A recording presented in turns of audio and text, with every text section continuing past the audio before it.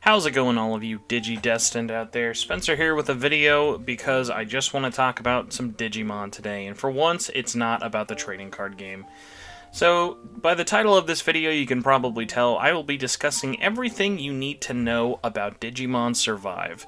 Now, Digimon Survive is probably got to be one of the most interesting games I have followed for its development in a long time, which really says a lot because most people don't know how crazy what you would assume small project has become.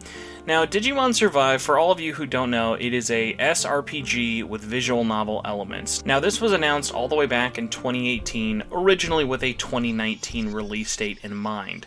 Then, due to various development issues, the game was delayed until 2020. Then, after COVID, became 2021, and now is releasing July 28th in Japan and July 29th worldwide 2022. So that's the really quick version of it. Visual novel, RPG, hybrid, Digimon, really exciting, coming out on PlayStation 4, Switch, Xbox One, Xbox Series S and X, and PC. Coming out on pretty much every major platform out there. And what makes this game so interesting? Well, for starters, there's not really been a Digimon game like this, and honestly, a proper Digimon game in a very long time. The last real Digimon video game that had released was Digimon Cyber Sleuth Hacker's Memory on PS4 and Vita, and now Survive, which kind of came out of nowhere as, oh, this is an interesting sort of game, has taken on this persona of just this game that perpetually gets delayed. We still don't know a lot about it, or if you don't do enough digging, you don't really find a lot about it. It's been so interesting to follow for me as someone who really loves RPGs, really loves visual novels, and really has a nostalgia soft spot for Digimon. Even just compiling the notes for this, it's been like, wow, what a mess this game has had in terms of its announcement leading up to release, and even right now where we are, even though we have a worldwide release date and systems for everything, there are so many other things of like, we just haven't sat down and looked at a big chunk of this game in a long time. They've talked about it. Even when they announced the release date for it, they didn't even show off any new gameplay, so it's just been so weird. So we're going to go over a couple of interesting bullet points you might want to know. Like, number one, who is developing this game? From 2018 all the way up until 2022, we were told that this game was being developed by Witchcraft. Now, Witchcraft is a pretty small Japanese developer who has worked on a couple of things like Kamen Rider games, and even worked on a Vita-exclusive game, which, if you remember, congratulations, was a Vita-exclusive game called Idle Death Game TV, which is funny for two things. One, it's a Vita-exclusive we sadly never got, thanks D3, but also has the most blatant ripoff of Monokuma from Danganronpa you will ever see in your life. Now, we found out this year that Witchcraft is no longer the developer of this game. They are just straight up removed from this project. I don't know if they'll be credited, I would hope so, but now the game is being finished in terms of development by Hyde. Hyde has worked on a ton of stuff in terms of main development, support development role, and they've been working on tons of things from various different companies. They've worked on Amnesia, Color X Mollis, they've worked on a lot of visual novels, which I think probably led Bandai to wanting to pick them, and even working on other titles like Disney's Tsum Tsum Festival on Switch. They've got a really long history working with a lot of different games, whether it be visual novels or arcade stuff, and they definitely have a lot more experience under their belt than Witchcraft, but I have to wonder what led Bandai to working with Witchcraft for so many years and so many delays to then just kind of dump it off to Hyde, not really making a big deal of it, but never really giving us a good example. And what's crazier is this game has also changed engines. Now, Bandai Namco has never strictly said which engine this game was being developed on. I would have guessed maybe in-house, or maybe it was Unity. I could see it going both ways, of maybe it started in Unity and now went to a proprietary engine at Hyde, or maybe it started on a proprietary engine at Witchcraft and then was all ported to Unity with Hyde to finish it up. It's sure to have been a messy thing, but what's so crazy, not only about changing up developers after many years of development, but also changing engines over halfway through development, is the fact that this game still apparently looks the exact same. If you look at gameplay that we've seen released in 2019, along with trailers they've released in 2022, this still looks like the same kind of game we have it here. Now, this might be because it is part visual novel and part RPG with a lot of heavy art asset use, but normally when you see a game engine change, there's kind of a drastic, oh, this looks better, or this looks different. And we've not had that with Digimon Survive. Digimon Survive has a really interesting look of, in the story elements and the visual novel elements, it's very much a Danganronpa-like game. It looks like these very detailed characters. You have your Digimon.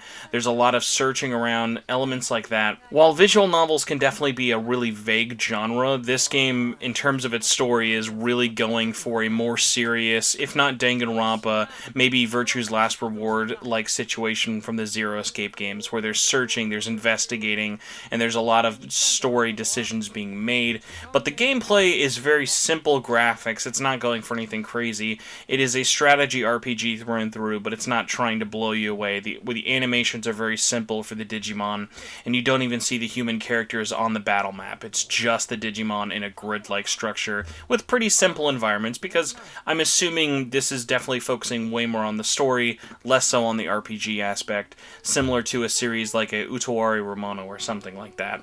The story about this game is actually about a group of students over spring break are taking a camp trip. They're learning about Japanese gods, and what's interesting about this is a much more serious tone, even though we've seen the whole thing with Digimon, Digidestined, finding their students and partners and stuff like that. This one is definitely taking a lot more of a serious tone in terms of the story, and what's so cool about this one is actually the story has you learning and making different decisions as you go. There's not just one straight path. You can take multiple decisions. You can side with certain characters, you can make certain decisions happen or not happen, and there are consequences for those. Now, we don't have confirmation of multiple endings. I think it's kind of a safe bet, but at the very least we know there are multiple stories and path-branching opportunities that can happen in the story, and I'm really excited for that, because you don't really get a lot of that even in visual novels outside of ones where puzzling is a very big deal. So it'll be interesting to see how drastic these story options can be. We've actually seen that there's going to be a lot of story to this, and we don't really know how much of it is going to be story in terms of visual novel or hours of gameplay with the strategy RPG. That's yet to be really determined, but still, interesting concept, interesting idea for the story, much more serious, much more grounded, life or death situation. This is not just taking the Digimon Adventure formula, or even the Digimon anime formula, even though that's kind of got its own dark elements to it as well. This is definitely more going for a, hey, it's called Digimon Survive for a reason, because this is a life or death situation they're in. It's nice to see Digimon taking all these risks in terms with the story, and I hope it really pays off, because that's always been one of the best parts, is just kind of not only growing up with Digimon, but also never really feeling like it talks down to you or its audience, which has been so nice. Now, in terms of everything else in the game, in terms of what you'll be playing, there are different parts, so drama is a big part of it. You'll be playing through these different drama segments of talking to other characters and making decisions, going from there. Along with that, you'll be searching, finding puzzle pieces, answers to situations, looking around the environment, exploring the environment of this camp where you're at. And also, important thing to note, this is its own world, this is its own cast of characters, this is its own universe. It's not tied to any of the past games, nothing of the shows, the manga, anything like that. The only thing you're really seeing here again are those returning Digimon. Now, some of those Digimon you're probably obviously going to recognize the most would be Agumon, but there's also Labramon, Falcomon, Kunemon, Floramon, Lopmon, Dracumon, Shakumon. Lots of different ones we've seen so far, whether it be your partners that you and your different students can have, or the ones you actually fight in terms of battle. This one's not going to have a crazy big list, though. Being a strategy RPG, it's definitely not going to have hundreds and hundreds of Digimon, but I wouldn't be surprised to see if we have somewhere in the 50 to 80 range of Digimon there. Now, when it actually comes to the SRPG part of playing this game, you'll have two forms of battle. You'll have your action battles, which will be mostly progressing the story and going through different events when you need to, and then there will be free battles. Free battles will be just you going back, either leveling up your character or just maybe replaying a mission just in case you want to.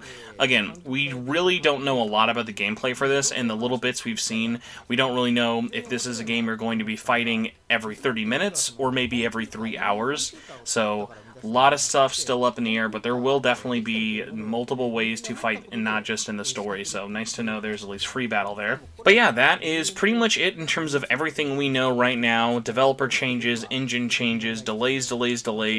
Interesting thing I do want to note, at this point, I would say while I'm sure COVID had a big effect on this game's development, I actually think that probably internal development issues, whether with the developer, the producers, the writing staff, the art team, I'm sure there were many factors outside of the pandemic that's still happening that led to this game being delayed for so many times, because we've seen so many other games say, oh, this is how the pandemic impacted us, and for the most part, a lot of the stuff we've really heard from this has just been, hey, this has been a really tough thing for this development team, and then straight up getting a new developer to finish this game, changing engines over halfway through development.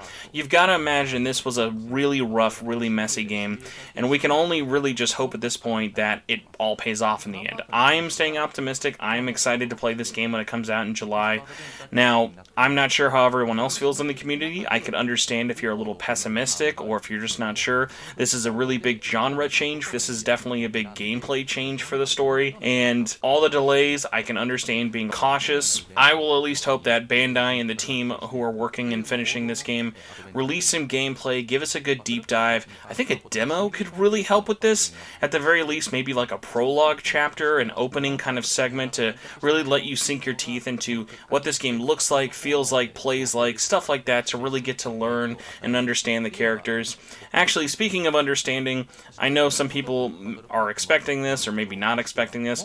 Important things to clear up. This game will only be voiced in Japanese. It is not fully voiced. It is voiced in major segments, but there will still be a majority of just text only. Now, that being said, the game will be available in the West with eFig support, so you have English, French, Italian, German, and Spanish. All of those options are available there for you. Other little fun thing, the only thing I can really think of is if you are confident or still following this, so if you pre-order this game in Japan at least, you'll be getting Gilmon as a pre-order bonus Digimon, so he'll be able to join your party. It's assumed that it's probably exclusive, so if you're very nostalgic for Digimon Tamers and would like to get some Season 3 Digimon representation, pre-ordering the game is going to be your best or at least earliest way to get that Red Dragon in your party ASAP. But that's pretty much all the information I have for you. If you learned something today or just enjoyed this video, please let me know by either liking the video, sharing the video, subscribing for more videos like this. I'll definitely be covering a lot more Digimon in the future leading up to this July release on top of reviewing the game. So any kind of support like that really helps. Thank you all so much for listening to me ramble. If you learned something, if you have any feedback, that's what the comment section is for. So let me know down there what you agree with, disagree with. Do you have any other questions I should have covered? Let me know. I'll be glad to talk to all of you there. Either way, have a good rest of your day, and I'll talk to you later. Bye. やはりカードゲームってやっぱり昔から古来からありますけど